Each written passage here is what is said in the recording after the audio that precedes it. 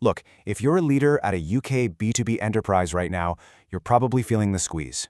Marketing budgets are under a massive microscope, and the pressure, well, it's absolutely on to maximize every single pound you invest. But here's the thing, the ground beneath our feet is shifting. The old playbooks, they just aren't cutting it anymore. So in this explainer, we're going to break down exactly how modern enterprises need to rethink their media strategies, not just to survive, but to really thrive in this entirely new landscape. It is the million-pound question, isn't it? Where should UK enterprises actually focus their media spend? If you're lying awake at night stressing about wasted spend, trust me, you are not alone. Your target audience simply isn't sitting in one place anymore. Their attention is wildly fragmented. They're bouncing across digital platforms, traditional media, social networks, podcasts, you name it. So, just throwing more money at the wall and hoping something sticks, that just doesn't work anymore. Think about the old way of media planning. It was brutally simple, right? Just buy the maximum audience possible. Grab the biggest billboard, the broadest ad space, and literally shout as loudly as you can. But the new reality? Vastly different. Consumer attention is completely scattered. It's across search engines, LinkedIn, YouTube, niche newsletters, streaming platforms. So if you're just increasing your ad spend to cast a wider net in this fragmented world, it's basically a recipe for draining your budget with zero return. We've got to completely change the paradigm here. So what's the antidote to all this fragmentation?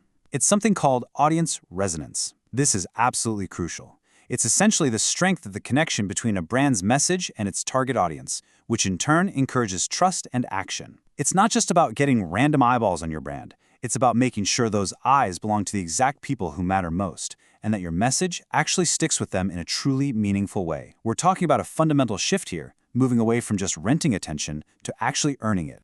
And naturally, this means we have to shift exactly how we measure success. We really need to abandon this idea of maximum exposure. That old obsession with vanity metrics like sheer impressions and reach. Let's be honest, anyone with a budget can buy 1 million impressions, but what do they actually mean for your bottom line? Pretty much nothing. Instead, we need to build meaningful influence. We're talking about concrete brand recall, active audience engagement, and high-quality lead generation. At the end of the day, you don't just want exposure, you want influence that drives actual, tangible business outcomes. Okay, so how do we actually get there? How do we stop buying empty exposure and start building true resonance? Well, I'm going to walk you through a high-level strategic briefing based on our source material. We've managed to distill this into a playbook of 7 key strategies for success. You might want to grab a pen for this part because this is where all the theory turns into actionable strategy. Let's dive right into strategies 1 and 2, which honestly go completely hand in hand: authority and search. When you earn coverage in trusted, high-authority digital publications, you're not just building editorial trust, you're generating high-quality backlinks and incredibly valuable referral traffic. And why does this matter so much? Because it directly fuels strategy 2, search visibility. Think about it. Business consumers are actively searching for answers long before they ever make a purchasing decision. By seamlessly integrating digital PR and SEO, you aren't just aggressively pushing ads at people. You're capturing high-intent customers at the exact moment they're looking for a solution. It turns out earned media provides far greater compounding value than display advertising ever could. Moving on to strategy 3, and this one is an absolute goldmine for B2B organizations. Strengthen your presence on LinkedIn. Look, this isn't just about casual networking anymore. It's about precision targeting. LinkedIn lets you directly reach the executives, the procurement teams, and those key decision makers who actually move the needle for your bottom line. By publishing insightful thought leadership articles and running highly qualified sponsored campaigns, you're generating engagement from the exact professionals who actually hold the budget for your services. Now, strategy 4 asks you to really play the long game. Leverage YouTube for long-term visibility. We all know video heavily influences B2B purchasing decisions today. But here's the kicker. Unlike a short-lived display campaign that literally vanishes the second you stop paying for it, educational YouTube videos do something incredible. They help you explain complex topics, they demonstrate your deep expertise, and they build immense trust. And the best part? They keep generating search traffic for years. It's an investment that compounds over time, rather than depreciating instantly. Strategy 5 requires a pretty profound shift in mindset. You need to build media partnerships instead of buying attention. So instead of just running these isolated one-off advertising bursts, you really need to look at long-term collaborative initiatives.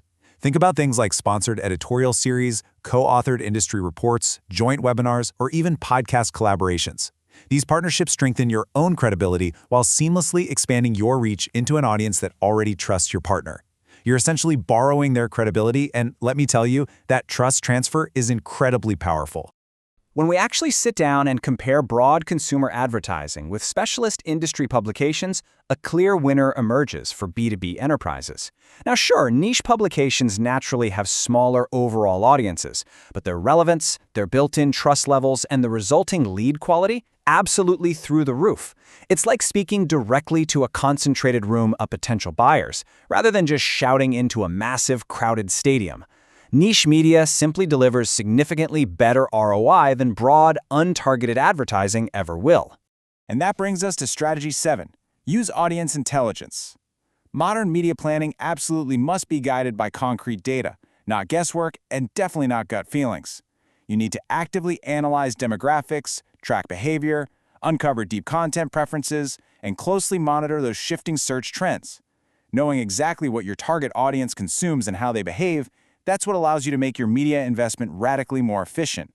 You completely stop guessing where they might be, and you start meeting them exactly where they already are. So, okay, we have these 7 powerful strategies, but how do they actually fit together in the real world? Enter the peso media model. You can think of it as the engine that connects all these tactical strategies into a single, cohesive ecosystem.